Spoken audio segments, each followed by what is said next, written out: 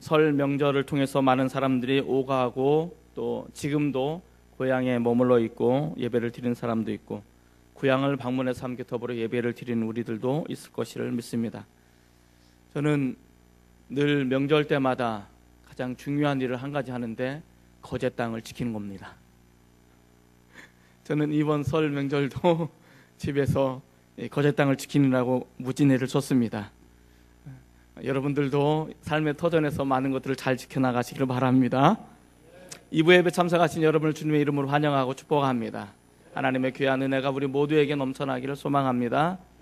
자, 우리가 지금 현재 고린도전서 13장을 중심으로 사랑은에 대해서 배워나가고 있습니다. 자, 오늘 옆에 사람과 앞뒤 사람 한번 축복하시기 바랍니다. 내가 당신을 주님의 이름으로 사랑합니다.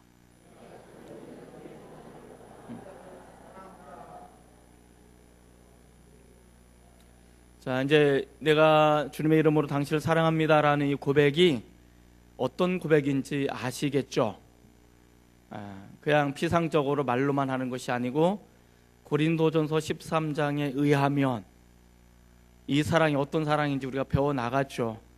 단순히 피상적이고 몇 마디 말로 그 값싼 동정과 위로의 사랑이 아닌 내 생명을 바치면서까지 당신을 위해서 사랑하겠다라는 그것이 이 안에 배어져 있는 것이 고린도전서 13장의 사랑입니다. 지금 여러분들은 그 사랑을 가지고 사랑하겠다고 다짐을 하는 것입니다. 이후에 우리 장평교에서 우리는 사랑이 없어라는 소리가 들리지 않았으면 좋겠습니다. 우리에게는 사랑이 너무 넘쳐나는 것 같아 라는 사랑의 소리가 많이 들려주시기를 주님의 이름으로 축원을 드립니다. 고린도전서 13장 4절부터 7절까지 15가지 사랑의 특성을 우리가 쭉 배워나갑니다. 그런데 이 15가지 사랑의 특성을 분석하면 3가지 종류로 나타날 수 있습니다. 첫 번째는 사랑은 하나님 중심으로 하나님의 성품을 가지고 사랑을 해야 된다라는 것을 알 수가 있습니다. 그것은 사랑은 오래 참고 사랑은 온유하며 라는 것입니다. 오래 참는 것과 온유하는 것은 성령의 9가지 열매 속에 들어가 있는 성품이기도 합니다. 그리고 이것은 하나님의 성품에 속하기도 합니다. 그렇기 때문에 우리가 오래 참는 것과 온유한 사랑을 하기 위해서는 하나님의 성품, 성령의 열매를 가지고 사랑해야 된다는 것을 알 수가 있습니다. 그리고 9가지 부정적인 표현을 통해서 자기 중심의 사랑을 거부하는 사랑을 보여주고 있습니다. 우리는 사랑할 때 내 중심으로 사랑하기를 원합니다. 내가 가지고 있는 어떤 것, 내가 가지고 있는 그것, 그리고 내 중심, 이걸 가지고 사랑하기를 원하는데 성경은 자기 중심의 사랑을 거부하고 있습니다. 그래서 성경은 이렇게 말합니다. 사랑은 자랑하지 않고 시기하지 않고 교만하지 않고 무례양치 않고 자기의 유익을 구치 않고 등등등으로 설명을 해주고 있습니다. 이것이 자기 중심의 사랑을 거부하는 하나님의 사랑으로 옮겨가야 되는 것을 우리에게 이야기해 주고 있습니다. 세 번째 특성 중에 하나는, 마지막 세 번째는 그것입니다. 사랑은 전부를 걸어야 됩니다. 전부를 걸고 사랑을 해야 됩니다. 오늘 우리 결혼을 하기 위해서 이제 두 젊은 남녀가 제 방을 방문했는데 사랑하기 때문에 결혼하는 거죠. 그런데 결혼하는데 내가 일부만 가지고 당신을 사랑하겠습니다라고 말하면 결혼이 될까 안 될까요? 물론 이게 결혼한 지가 오래돼서 잘 모르시겠지만 결혼을 하면 어떻게 해요? 내 전부를 바쳐서 당신 사랑, 이렇게 고백하지 않아요. 이 동네는 참 이상한 것 같아요. 그런 고백도 안 하고 결혼을 해요? 저는 그렇게 결혼했는데, 자, 내 전부를 가지고 당신을 사랑합니다. 이런 거죠. 그러니까 이 고린도전서에서 말하는 사랑이라는 것은 나의 일부, 어떤 것만 가지고 사랑하는 것이 아니고 사실은 나의 전부를 가지고 사랑하는 것입니다. 그래서 내가 모든 것을 참습니다. 모든 것을 우리가 믿습니다. 모든 것을 희망합니다. 모든 것을 견딥니다. 공통된 단어가 뭐예요? 모든 것. 모든 것을 가지고 사랑하겠다는 것. 일부를 가지고, 나의 가지고 있는 어떤 일정한 것만 가지고 당신을 사랑하고 당신을 뜨겁게 사랑하겠다는 것이 아니고 나의 전 존재, 나의 전부, 나의 모든 것을 걸고 당신을 사랑하겠습니다라고 말하는 것입니다. 하나님께서 우리를 사랑하실 때 어떻게 사랑하셨을까? 내가 하나님 앞에 사랑을 받을 자격이 아무것도 없습니다. 로마서 5장에 보면 우리가 아직 죄인 되었을 때 그리스도께서 우리를 위해서 죽으셨다라고 말하고 있습니다. 이제는 내가 하나님과 원수 되었을 때 우리 주님께 나를 위해서 죽으시고 하나님과 화목하게 하셨다라고 말합니다.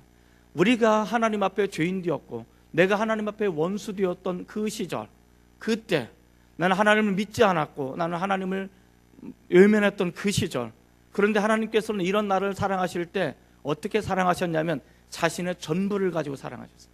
자신의 전부를 십자가에 못 박도록 그렇게 사랑하신 것이 우리 주님의 사랑인 것입니다. 우리 하나님께서는 나를 얻기 위해서 자신의 전부를 내어놓으셨던 거예요. 일부분만 내어놓은 것이 아니고 모든 것 다 내어놓으시고 그렇게 나를 사랑하신 이 사랑, 이것이 전부를, 모든 것을 통한 사랑이다라고 이야기해 주고 있습니다. 오늘 하나님께서 나를 전부 내놓고 사랑하셨던 것처럼 우리가 이런 사랑을 서로 간에 했으면 좋겠습니다. 그런 은혜가 우리 모두에게 임하기를 소망합니다. 자, 오늘 지난번에는 사랑은 모든 것을 참습니다, 사랑은 모든 것을 믿습니다 라는 것에 의해서 오늘은 사랑은 모든 것을 바랍니다를 통해서 좀 더 살펴보겠습니다. 한번 따라해 볼까요? 사랑은 모든 것을 바랍니다. 사랑은 모든 것을 희망합니다. 한번 더 해볼까요? 사랑은 모든 것을 기대합니다. 이 바라다라는 것은 희망하다, 기대하다라는 뜻이 그 안에 담겨져 있습니다. 그러면 내가 모든 것을 바라고 모든 것을 희망하고 모든 것을 기댄다는 첫 번째 의미는 어떤 것일까? 첫 번째 의미는 이렇습니다. 한번 따라해 보겠습니다.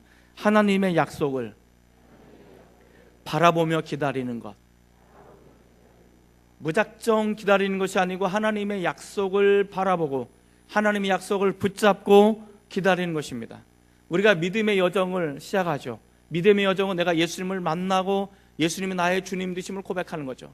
예수님이 나의 구세주심을 고백합니다. 그렇게 고백하는 순간 우리는 믿음의 여정, 스타트 라인에 출발하는 거죠. 그리고 우리는 이 믿음의 여정을 통해서 한 곳을 향해 가게 되어집니다. 그 마지막 꼬린 지점은 우리는 다 알고 있습니다. 우리가 이 믿음의 여정을 시작한 마지막 꼬린 지점은 바로 천국입니다. 우리는 언젠가 천국에 들어갈 것입니다. 천국에 들어가는 여정, 이 여정을 우리는 이렇게 설명합니다. 이 여정을 구도자의 삶 혹은 순례자의 삶이라고 말합니다. 이 구도자와 순례자의 삶이라고 부르는 이유는 우리가 이곳에 영원히 정착하지 않고 이곳은 잠깐 거쳐가는 그런 인생이기 때문에 우리는 그렇게 부르는 것입니다. 우리가 믿음의 여정을 시작했는데 이 여정이 도중에 멈춰서는 안 되는 것입니다. 이 여정은 어디까지 가야 되냐면 우리가 영원한 천국까지 이르러야 되는 것입니다. 그래서 우리의 눈은 발은 이 땅에 딛고 있지만 우리 눈은 천국을 바라봐야 됩니다. 천국을 소망해야 됩니다. 그리고 천국의 약속을 붙잡고 살아가는 것, 이것이 오늘날 우리의 보여지는 믿음에 대한 소망, 그리고 어떤 상황 속에서도 바라보는 소망이라고 이야기해 주고 있습니다. 이런 믿음을 가지고 우리가 살아가야 되는 것을 이야기해 주고 있습니다. 존 버년이라는 사람이 아주 유명한 책을 하나 썼습니다. 철로역정이라는 책을 썼습니다. 이 철로역정이라는 책에 보면 한 그리스도인, 무명의 크리스찬을 설명해 주고 있습니다. 한 그리스도인이 예수님을 만났습니다. 하나님을 경험하고 이제 믿음을 시작합니다.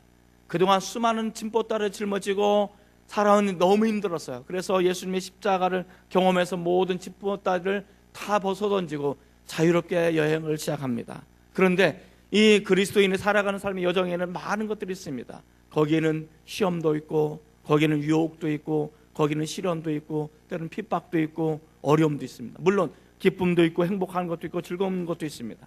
그런데 우리가 이 믿음의 여정에서 기쁘고 즐겁고 행복할 때는 괜찮은데 문제는 언제 발생하냐면 우리가 믿음의 여정을 가게 되어질 때 만나는 유혹, 시험, 어려움, 고난, 이런 것을 만나게 될 때 우리는 고민이 드는 거죠. 자, 우리 삶이 행복한 삶으로 평탄했으면 좋겠습니다. 우리 삶이 아무런 근심과 염려가 없는 그런 대로처럼 그런 길을 걸어갔으면 좋겠습니다. 근데 우리는 알고 있죠. 그런 길은 이 땅에 없다는 거. 우리가 숨쉬고 살아가는 삶의 여정 속에서는 믿음이 있든 없든 간에 우리가 살아가는 삶의 여정에는 고난이 있는 거야. 이 여정에는 시험이 있고 이 여정에는 유혹이 있고 이 여정에는 어려움이 있고 아픔이 있다는 것을 우리는 알고 있는 거죠. 아무 문제가 없고 아무 근심이 없고 아무 염려가 없는 곳은 단 한 군데입니다. 공동묘지밖에 없어요. 거기 가면 아무런 근심과 염려가 없어요. 왜? 다 죽었기 때문에. 그러나 살아있는 우리들은 행복하기를 원하고 아무 문제 없기를 원하고 근심에 없기를 원하고 우리가 행복한 길을 가기를 원하지만 그런 길은 이 세상에 없다는 것을 우리는 압니다. 자, 그러면 중요한 것은 우리 이 믿음의 여정을 출발할 때, 이 여정을 가게 되어질 때 많은 어려움도 만나고 시련도 만나고 유혹도 만나고 또 많은 고난도 있고 이렇게 만나게 되어질 때 이 순간에 나는 어떻게 해야겠냐, 어떤 삶을 살겠냐, 무엇을 하겠느냐. 바로 이 순간에 우리가 넘어지려고 내가 포기하고 싶을 때, 우리가 모든 순간을 내려놓고 싶은 그 순간에 우리가 가야 될 영원한 천국을 바라봐야 되는 거예요. 약속을 바라봐야 되는 거예요. 그것을 소망하게 되어질 때 우리는 이것을 건널 수가 있는 겁니다. 내가 가야 될 미래가 보이지 않는다면, 내가 가야 될 천국이 보이지 않는다면 우리 신앙생활하게 되어질 때 어려움이 오고 고난이 오고 내가 아무리 기도해도 응답이 없을 때 우리는 쉽게 포기할 수 있을 것입니다. 교회 나가도 별거 없던데, 내가 예수 믿어도 별거 없던데, 이러면 끝나는 거예요. 이러면 아무것도 없는 거예요. 왜 그렇습니까? 이 사람에게는 소망이 없기 때문에 그렇습니다. 예수 믿는 것이 그저 자신의 문제를 해결하는 것, 예수 믿는 것이 그저 내가 복을 받는 것, 예수 믿는 것이 그저 내가 건강에 사는 것, 그 이상도 귀하이도 아니기 때문에 그런 거예요.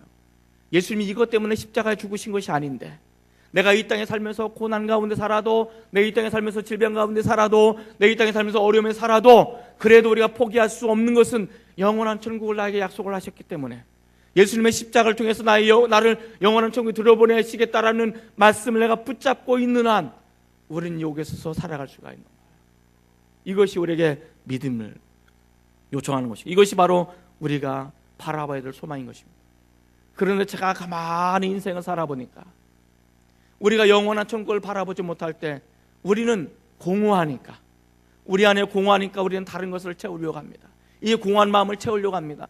공허한 것을 여러 가지 꿈이나 여러 가지 소망 있는 것을 가지고 채우려고 하는데, 어떤 것을 가지고 채우려 하는가? 이 세상 보이는 것을 가지고 채우려고 합니다. 보이지 않는 것이 나의 희망이 아니고 보이는 것. 그래서 어떻게 하면 내가 저 집에 살 수 있을까? 어떻게 하면 내가 저 화려한 삶을 살 수 있을까? 텔레비전에 보면 화려한 집이 나오고 화려한 무대가 나오고 화려한 삶이 나오고 화려한 인생이 나오죠. 나는 그런 사람이, 그런 주인공이 되고 싶은 거예요. 보이는 것을 나의 소망으로 삼고 보이는 것을 나의 목적으로 삼기 시작하는 것입니다. 그렇게 되어질 때 우리는 그것이 이루어지지 않을 때 힘들고 어려울 수가 있는 것입니다. 사랑하는 성도 여러분, 우리가 보여지는 것, 이 세상 것, 이것을 우리의 소망으로 삼지 않았으면 좋겠습니다. 우리가 텔레비전에 나오는, 우리가 설정해놓은 저 사람처럼 나도 살고 싶어, 저런 부유하고 넉넉한 삶을 살고 싶어, 저도 그런 삶을 살고 싶어요. 그러나 그것이 우리의 인생의 목적, 우리의 비전, 우리가 꿈꾸는 유일한 꿈이 되어서는 안 된다는 것입니다. 우리가 바라봐야 될 것은 이 땅의 것이 아닙니다. 우리가 바라봐야 될 것은 잠시 잠깐 머물다가 간 이 땅의 것이 아니고 영원히 썩지 않고 영원히 멸망하지 않은 영원한 천국을, 약속을 부여잡고 걸어가는 것, 그것을 바라보는, 이것이 진정한 사랑이라고 이야기해 주고 있는 것입니다. 두 번째 의미는 한번 따라해 보시겠습니다. 함께 믿음의 길을 걸어가는 형제와 자매들에 대해서 기대를 거는 것. 자, 옆에 사람 보시고 한번 이렇게 인사하시겠습니다. 나는 당신에게 큰 기대를 걸고 있습니다.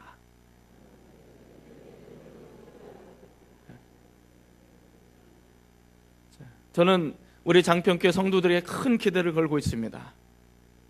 아멘이십니까? 네. 전 여러분들에게 큰 기대를 걸고 있어요. 하나님께서는 저에 대해서 어떤 기대를 걸고 계실까? 나에게 어떤 희망을 품고 계실까? 곰곰이 생각해봐요. 제가 인간적으로 저를 평가하거나 판단할 때는 별로 내세울 것이 없어요. 좀 얼굴 잘생긴 거 빼놓고는 내가 내세울 것이 뭐가 있을까? 곰곰이 생각해도 별로 없는 것 같아요.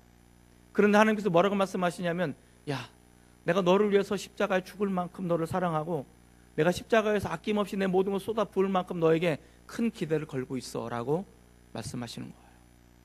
하나님은 저에게 큰 기대를 걸고 계세요. 저에게 소망을 걸고 계셔요. 저는 그걸 알아요. 중요한 것은 하나님께서 나에게 소망을 걸고 있다는 사실을 내가 믿어요. 자, 그런데 정말 중요한 것은 함께 이 믿음의 길을 걸어가는 우리가 서로가 서로에게 어떤 소망을 걸고 어떤 기대를 품고 있느냐는 거예요. 여러분은 자녀를 양육할 때, 자녀를 키울 때 어떤 기대를 걸고 있습니까? 어떤 소망을 품고 있으십니까? 이런 소망을 품지 않으셨으면 좋겠습니다. 내가 안 입고, 내가 못 입고, 내가 안 먹고 아낌없이 너를 이렇게 키웠고 너를 이렇게 했는데 넌 나한테 이럴 수 있어, 이런 소리 안 들으시려면 제대로 되어진 소망을 품어야 됩니다. 이 아이가 커서 나한테 별거 안 해줘도 상관없습니다. 이 아이들이 나에게 공경하지 않아도 괜찮습니다. 그러나 이 아이들이 세상에 나가서 사람답게 하나님의 백성으로 꿋꿋하게 이 세상에서 뭔가 요긴한 사람, 정말 필요한 사람, 축복의 통로가 될 수 있는 그런 기대, 그런 희망을 품으셔야 되는 것입니다. 그것이 부모가 해야 될 도리인 것입니다. 많은 사람들은 자녀를 양육하고 자녀가 성공해서 나에게 떨어지는 어떤 것을 기대하는 것은 곤란합니다. 그렇게 하면 상처밖에 남지 않습니다. 뭔가 나에게 해줄 것을 기대하지 마시고, 정말 중요한 것은 이 아이들로 하여금 세상에서 어떤 존재가 되기를 원하시는지, 어떤 삶의 모습으로 살아가기를 원하시는지, 그거에 대한 희망, 그거에 대한 소망을 품고 기대를 하셔야 되는 것입니다. 물론 이제 자녀들한테는 이렇게 말하죠. 니네는 부모를 위해서 마지막까지 효를 내고 공경해야 되고 아낌없이 줘야 된다. 물론 이렇게 말합니다. 자녀들한테는. 근데 부모한테는 그것을 기대하지 말라는 거예요. 정말 기대하는 것은 뭐냐면 이 아이들이 정말 이 세상에서 어떤 모습으로 살아가야 될지를 꿈꾸는 것을 우리는 기대해야 되는 것입니다. 우리가 함께 걸어가는 동역자, 형제 자매들에게 우리는 어떤 기대를 갖고 있으십니까? 정말 기대는 걸고 있으시긴 하십니까? 어쩜 우리는 너무나 관심 없이 나 홀로 신앙생활하기 벅벅하고 바쁘진 않습니까? 참 우리는 그렇게, 만약에 그런 삶을 산다면 우리는 가장 불쌍한 사람 중에 하나일 것입니다. 우리가 함께 모여서 예배하고 함께 모여서 찬양하고 함께 모여서 기도하면서 함께 더불어 하나님의 나라를 만들어가는 우리들이 서로에 대한 믿음과 서로에 대한 기대를 가지고 소망을 품어주지 않으면 누가 우리에게 소망을 품어주고 누가 우리에게 기대를 걸고 함께 믿어주고 신뢰할 수 있겠습니까? 믿음의 사람들이 우리가 서로 신뢰하고 소망을 품어주시기 바랍니다. 지금 당장은 내가 봐도 별로 영향가가 없을 수 있습니다. 아직은 뭔가 기대에 미치지 못합니다. 아직은 뭔가 서툴고 거칠습니다. 그러나 하나님께서 언젠가 그 사람을 만나주시고 성령 충만하고 훈련되어진다면 어느 한순간 이 사람을 위대하게 사용하실 것을 우리는 기대하면서 그런 소망을 품어주는 것. 지금 당장이 아니고 가까운 미래 혹은 좀 더 먼 미래 이 사람을 통해서 역사를 만들어 가실 하나님의 기대를 가지고 옆에 있는 사람에게 소망을 품고 기대하고 기도해 주는 것. 저는 언젠가 우리 장평교회가 정말 종말의 시대 때, 마지막 시대 때 우리가 하나님 앞에 섰을 때 우리 장평교회를 향해서 하나님께서 이렇게 말씀하셨으면 좋겠습니다. 잘하였도다 착하고 충성된 종아, 이제 이 하나님이 예비하신 이 유업을, 이 기쁨의 몫을 받아 누려라. 이것을 우리가 모두가 듣기를 원합니다. 그러기 위해서는, 우리가 그렇게 삶을 살아가기 위해서는 우리가 다른 길을 가고 잘못되고 의기소침하고 넘어진 형제와 자매를 일으켜 세우셔야 됩니다. 그들에게 기도해 주셔야 됩니다. 그들에게 소망을 품어주셔야 됩니다. 우리가 언젠가는 부족하고 연약한 우리들이지만 하나님의 손에 붙잡힌 우리들이 하나님께서 이 장평교를 통해서 마지막 때 이 민족을 치유하고 열방을 변화시켜 나갈 수 있는 위대한 하나님의 도구가 될 것을 우리는 믿습니다. 우리는 지금 연약하지만 우리가 이 사람들이 모여서 함께 더불어 기도하고 흩어진 그곳에서 하나님의 나라를 세우고 그곳이 축복의 통로가 되고 그곳에 하나님의 깃발을 꽂는다면 언젠가 하나님께서 이 거제 땅을 변화시켜 나갈 것이고 이곳에서 불었던 하나님의 거룩한 부흥의 바람이, 회개 역사 운동이 우리나라 전역에 퍼져나갈 것이고 이곳에서 우리가 파송하고 후원하는 선교사를 통해서 세계 열방 곳곳에서 정말 그곳에서 십자가의 복음의 역사가 나타나게 될 것을 믿습니다. 이런 위대한 소망을 서로 품어주셔야 됩니다. 기대하셔야 됩니다. 그리고 우리가 함께 이 길을 더불어 걸어가셔야 됩니다. 제가 좋아하는 말 중에 그런 말이 있지 않아요? 빨리 가려거든 혼자 가고 멀리 가려거든 함께 가라는 말이에요. 우리가 빨리 가고 싶으면 혼자 가셔야 됩니다. 그러나 함께 가시려면, 멀리 가시려면 함께 가셔야 됩니다. 요즘은 초스피드 시대죠. 저도 인터넷을 하다 보면 가끔 느려지면 속 터질 때가 있어요. 이거 왜 이렇게 느려? 그러나 중요한 것은 빠른 게 중요한 것이 아닙니다. 방향이 중요해요. 어디로 가는 건지, 우리가 어느 방향으로 가는 것이 중요하고, 더 중요한 것은 내가 누군가와 함께 이 길을 걸어가는 건가가 중요한 것입니다. 우리 함께 걸어갈 때, 내가 쓰러지고 내가 힘들어서 주저앉았을 때 누군가가 나를 위해서 눈물 흘려주고, 누군가와 그 자리에 머물러 서서 함께 기다려주고, 누군가가 내 손에 손을 내밀어 주지 않는다면 나는 정말 불쌍한 사람입니다. 사랑하는 성도 여러분, 나는 빨리 갈 수 있지만, 나는 총알처럼 튀어갈 수 있지만, 그것을 자제하고 또 자제해서 정말 느림보처럼, 거북이처럼 걸어가시면서 넘어진 형제가 있고 또 엎어진 자매가 있고 주저앉아 있는 우리 식구들이 있다면 그들 위해서 잠시 멈춰 서서 기다려 주십시오. 그리고 그곳에서 함께 아파해 주십시오. 그리고 함께 손을 내밀어 주십시오. 우리가 가야 되는 꿈은 여기에서 멈추는 것이 아니고 저 멀리 있고 저 천국에 있다고, 당신과 내가 함께 그 길을 걸어가고 싶다고, 함께 이 길을 꿈을 꾸고 이 길을 걸어가고 싶다고, 어려움이 오면 당신과 내가 손을 붙잡고 이 어려운 파도를 넘고 싶다고, 그렇게 그 자리에 머물러서 누군가에게 손을 내밀어주고 등을 토닥여주고 누군가를 안아주면서 그 길을 걸어갔으면 좋겠습니다. 이게 함께 가는, 함께 더불어 의지하고 함께 더불어 믿어주고 더불어 소망을 갖는 것입니다. 얼마나 아름답습니까? 우리가 이 세상 살아가면서 우리는 얼마나 상한 마음을 가질 때가 있습니다. 우리가 잘 아는 가스펠송 중에 이런 내용이 있습니다. 주 나의 모습 보네, 상한 나의 맘 보시네, 주 나의 눈물 안에 홀로 울던 내 맘 아시네, 주 사랑 내게 있네, 그 사랑이 날 채우네, 주 은혜 내게 있네, 그 은혜로 날 채우네, 세상 수망 다 사라져 가도 주의 사랑은 끝이 없으니 살아가는 이 모든 순간이 주 은혜임을 나는 믿네. 우리가 세상 수망 다 사라져가고 때로는 우리가 이 세상에 가졌던 모든 것을 다 잃어버린다 할지라도, 그럼에도 불구하고 내 안에 유일하게 마지막까지 남아있는 것 한 가지가 있다면 그것은 주님의 은혜입니다. 사랑하는 성도 여러분, 마지막까지 내 마음속에 남아있는 이 주님의 은혜를 가지고 우리가 함께 옆에 있는 형제와 자매 붙잡아 주시고 함께 꿈을 꾸시고 바라보시는 믿음의 소망을 가지며 살아갈 수 있는 우리들이 되어질 수 있기를 주님의 이름으로 축원을 드립니다. 마지막으로 우리가 살펴볼 것은 사랑은 모든 것을 견디는 것입니다. 따라해 볼까요? 사랑은 모든 것을 견딥니다.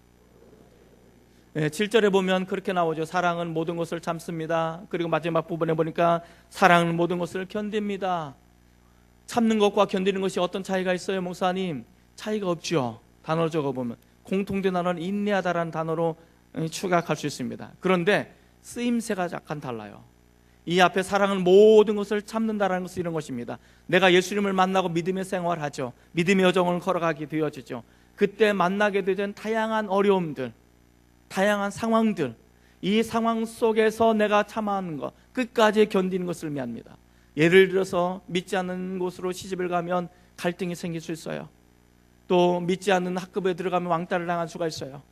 또 직장에서 믿지 않는 사람들이 교회를 욕하고 하나님을 욕할 때 참 난감할 때가 있어요. 그럴 때 우리에게 수많은 갈등과 또 번민과 어려움이 올 수 있습니다. 자, 그럼에도 불구하고 사랑은 그런 어려움들을 참아 나가는 것, 끝까지 주님을 바라보고 참는 것을 말하는 것입니다. 그런데 여기서 말하는 모든 것을 견딘다라는 것은 좀 더 약간 차원이 다른 것입니다. 이 견딘다라는 것은 내가 복음 사역을 할 때 적들로부터 어떤 집중적인 공략을 받고 공격을 받을 때 그것을 견디는 것입니다. 예를 들어서 내가 복음 사역을 하는데 모진 박해가 있어요. 어려움이 있어요. 고난이 있어요. 시련이 있어요. 이것 때문에 내가 정말 예수를 믿어야 되나 말아야 되나 어떤 극한 갈등과 고립이 있어요. 이런 상황 속에서 우리가 견디는 것을 의미합니다.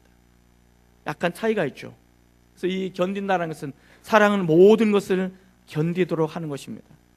마지막 시대 때 우리가 살아가는 삶이 아무리 칠흑같이 어둡다 할지라도, 내가 어디로 가야 될지 아무것도 보이지 않는 칠흑 같은 어둠 속이 내 앞을 가로막는다 할지라도 정말 중요한 것은 찌릿 같은 너머 위에, 그 너머에 우리는 밝은 내일이 있고, 그 너머에 밝은 찬란한 하나님의 나라가 있고 하나님 영원한 천국이 있음을 바라볼 때, 이것을 희망하게 되어질 때, 우리는 지금 이곳에서 아무것도 보이지 않지만 그럼에도 불구하고 우리는 의지적으로 다시 한번 두 주먹 불끈 쥐고, 하나님, 내가 이 믿음의 길을 걸어가겠습니다.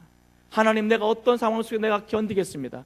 내 생명이 여기서 끝난다 할지라도 나는 그것을 바라보고 그것을 소망하고 지금 현재 그것을 바라보기 때문에 이 믿음을 가지고 내가 이것을 마지막까지 견디겠습니다. 이 견딤의 은혜, 이것이 사랑이라고 말하고 있는 것입니다. 하나님에 대한 믿음을 간직하고 하나님에 대한 어려움 속에, 그 어떤 상황 속에서도 어려움과 고난 속에서 견딜 수 있는 이것이 사랑이라고 말하고 있습니다. 지금 현재 북한에 있는 많은 지하교들이 우리 남한에 있는 교회들을 위해서 기도하고 있습니다. 그 사람들은 견디고 있습니다. 견디는 것이 그냥 견디는 것이 아니고 목숨을 걸고 견디기 시작합니다. 그들이 자신의 크리스천하는 것이 발각이 되어지면 모진 고문과 고통과, 그리고 끝내는 참수형이나 공개 처형을 당하게 되어집니다. 어떤 곳은 줄을 세워놓고 탱크를 지나가고 그 탱크 바퀴로 내서 사람들이 죽어가기 시작합니다. 어떤 사람들은 나무에 매달라서 죽을 때까지 그렇게 매달아 놓고 있습니다. 내가 그리스도인이라는 것, 이것을 부인만 하면 얼마든지 살아날 수 있는데, 나는 예수 안 믿겠다라고 말하면 얼마든지 살아날 수 있는데, 그들은 목숨을 걸고 그 어떤 위협과 핍박과 고문 속에서, 죽음의 위협 속에서 마지막 순간까지 예수님만이 나의 유일한 왕이시고 나는 이 예수님을 버릴 수 없습니다. 나를 위해서 십자가 짊어지신 예수님을 결단코 버릴 수가 없습니다. 이 믿음이, 그리고 자신들이 지금 설령 이곳에서 자신의 생애를 마감한다 할지라도 우리는 하나님의 영원한 세계에 들어갈 것을 우리는 믿습니다. 그 세계를 소망하면서 현재 이 믿음을 가지고 마지막 순간까지 견디는 것, 이것이 사랑이라고 이야기해 주고 있습니다. 사랑하는 성도 여러분, 이 믿음을 가지고 견디시기 바랍니다. 우리가 어떤 순간이 다가온다 할지라도 우리는 견뎌야 합니다. 많은 사람들이 그렇게 얘기해요. 목사님, 우리가 7년 대환란이 오는데 7년 대환란을 통과 못해 어떻게 해요? 나는 우리 주님께서 말씀하셨을 때는 창세 이전에도 창세 이후에도 이와 같은 환란이 없을 거라고 말씀하셨는데, 이 환란 나는 견딜 자신도 없는데, 견딜 능력도 없는데 어떻게 하면 좋아요? 내가 견디는 게 아니에요. 성령께서 견디도록 힘을 주시는 거예요. 그것을 믿으시기 바랍니다. 저는 바라기는 우리 주님께서 재림하셨을 때 이 대환란 전에 다 들려올림을 받았으면 좋겠습니다. 그래서 이 어마무시한 고통의 환란을 우리가 지나가지 않았으면 좋겠습니다. 설령 우리가 그 환란을 어쩔 수 없이 지나간다 할지라도 이거 한 가지 확실히 가지시기 바랍니다. 어떤 순간에 있다 할지라도 나는 예수를 포기할 수 없다. 나는 예수를 포기해서는 안 된다는 것. 우리는 이곳에서 내가 비록 고문을 당하고 순교를 당한다 할지라도 그 고통의 끝자락에 나를 품으시는 예수님을 바라보시고 이겨나가시고 마지막까지 견디는 믿음을 달라고 기도하시기 바랍니다. 이것이 바로 우리에게 이야기해 주고 있습니다. 바울은 또 이렇게 말합니다. 고린도 교회, 야, 그 세상이 어디 있어? 천국이 어디 있어? 이 세상뿐이야 라면서 놀고 먹는 그리스도인들이 점점 늘어나는 거예요. 그래서 바울이 그들에게 편지합니다. 만약에 그 세상이 없고, 만약에 우리가 믿음 때문에 시련을 당하는 이 고난을 당하는데 이 고난을 짊어지는 이것이 저 세상이 없다면, 천국이 없다면, 단지 삶이라는 것이 이 세상뿐이라면 내가 가장 불쌍한 사람이야 라고 말하는 거죠. 바울은 어떤 사람입니까? 바울은 로마 시민권을 가진 만큼 부자였습니다. 그는 산헤드린의 70인의 공의위원회 한 사람이었던 권력을 가진 사람이었습니다. 그는 탁월한 석학이었습니다. 이 세상적으로 보면, 세상적인 눈으로 보면 바울은 세상적으로 탄탄한 성공적인 길을 걸어가고 있는 사람이었습니다. 그러나 그가 예수를 만나고 나서 이 모든 것을 다 배설물 여겼습니다. 다 배설물 여기고 그는 스스로 고난의 잔을 마시기 시작합니다. 고난의 자리로 내려갑니다. 그리고 복음을 위해서 그는 투쟁하면서 싸우면서 고난당하면서 죽을 고비를 넘기면서 지금까지 살아왔습니다. 그런데 만약에 생애가 이 세상뿐이라면 내가 가장 불쌍한 사람이 아니겠는가? 그러나 난 가장 불쌍한 사람이 아니다. 왜냐하면 이 세상은 잠시 잠깐이고 내가 바라보는 세계는 영원한 세계, 영원한 천국이기 때문에 나는 거기에 소망을 둔다 라고 말씀하십니다.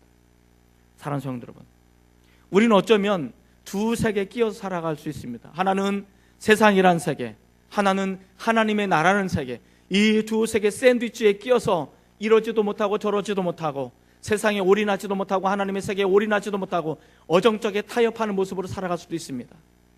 이것은 불쌍한 모습입니다. 이것은 이것도 아니고 저것도 아닌 세계가 되어지는 것입니다. 여러분, 적당하게 타협하는 것이 가장 무서운 신앙입니다. 왜냐하면 적당하게 타협하면 자신이 원하는 삶을 살지 않거나 그리고 핍박이 오거나 어려움이 오면 여기서 하나님 편으로 가지 않고 세상 편으로 흘러가기 때문에 그렇습니다. 그렇기 때문에 우리는 두 사이에서 우리는 철저하게 하나님 편에 서야 됩니다. 하나님의 진영에 들어가야 됩니다. 이 믿음의 진영에 들어가셔야 됩니다. 자, 그렇게 되어질 때 우리는 어려움이 올 수도 있습니다. 우리는 핍박이 올 수도 있습니다. 그럼에도 불구하고 우리가 참고 견딜 수 있는 것은, 우리가 이 믿음의 길을 포기할 수 없는 것은 영원한 천국이 우리에게 있기 때문이라고 이야기해 주고 있습니다. 두 번째, 우리가 내가 견딜 수 있는 두 번째 이유는 내가 살아갈 이유를 깨달을 때입니다. 따라 볼까요? 내가 살아갈 이유를 깨닫게 될 때. 자, 한번 옆에 사람 보시고 한번 진지하게 질문을 던집니다. 당신은 무엇 때문에 살아가십니까?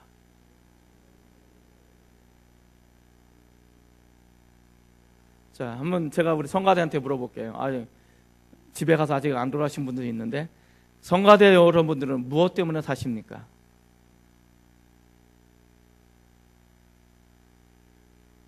어렵죠?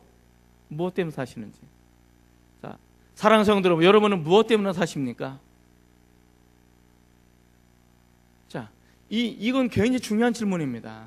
왜냐하면 내가 무엇 때문에 살지?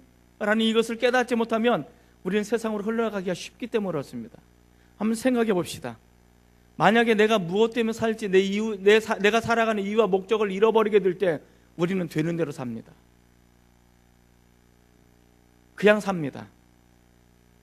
죽지 못해 사는 것입니다. 그냥 살다 보니까 어떻게 해요? 세상적인 것을 관심을 갖고 살아갑니다. 그거 주었으면, 이거 주었으면, 그렇게 세상적인 것만 바라보고 살게 되어집니다. 그러나 우리는 그렇게 살아서는 안 됩니다. 우리 그리스도의 삶은 분명한 이유와 목적이 있는 것입니다. 하나님께서 나를 이 땅에 왜 보내셨는지, 보내신 이유가 뭔지, 우리가 그것을 깨닫게 되어질 때 우리는 어떤 어려움이 와도 견딜 수 있는 거예요. 어떤 시련이 와도 우리는 참을 수 있는 거예요. 이것이 우리가 견디는 사랑입니다. 이번에 금메달 딴 것 중에 하나가 스켈레톤이라는 종목이 하나 있죠. 윤성빈이라는 사람이 금메달 땄는데, 이 스켈레톤뿐만 아니라 루지, 봅슬레이, 이거 우리나라 매우 취약한 거예요. 이번에 평창 올림픽을 하면서 처음으로 이제 그것을 만든 거죠. 그러면 이 친구들이 어디서 연습을 했을까요?